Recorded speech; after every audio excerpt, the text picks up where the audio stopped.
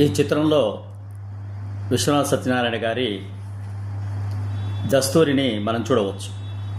నిన్ననే వారి యొక్క జయంతిని మనం తెలుసుకున్నాం.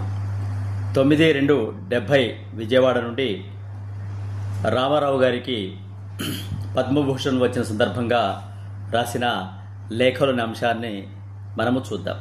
పద్మభూషణ్ సందర్భంలో నీవు నాకు పంపిన అభినందనలు చేరినవి.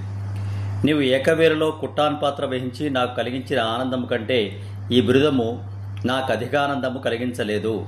నీవు తెలుగు సినీ రంగంలో ధ్రువతారగా ఉన్నావు. నీకిదివరకే ఉత్తరము వ్రాయవలి అని అనుకున్నాను. నీవు కుట్టానుగా పూర్వమే చిత్రములో నన్ను ప్రకటించినంత అభినయము ప్రకటించినావు. చిన్నప్పుడు నేను నీకు గురువును, ఆ రుణమును తీర్చినావని చెప్పుచుందును. నేడు నాకు పద్మభూషణ బిరుదము వచ్చినది. నేను కోరలేదు, తిరస్కరించుటకు వీలు లేకపోయినది. ఇది ఒక విషయము. నేను నీకు చిన్నప్పుడు గురువును, ఇది రెండవ విషయము. ఈ రెండు విషయములలో నాకు రెండవదియే ఎక్కువ ఇష్టంగా ఉన్నది. ఆశిష్ విశ్వనాథ సత్యనారాయణ అని వారు చివరాలతో రామారావు గారికి రాసిన ఉత్తరం వాట్సాప్ ద్వారా నాకు చేరింది. దాన్ని మీతో పంచుకుంటున్నాను.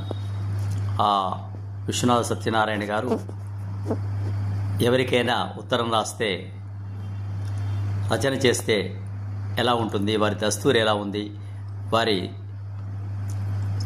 చేవరాలు ఎలా ఉందో దీంట్లో మనం గమనించవచ్చు. సబ్స్క్రైబ్ ఆచార్య శ్రీ శక్తి ఛానల్. శుభం భూయాత్.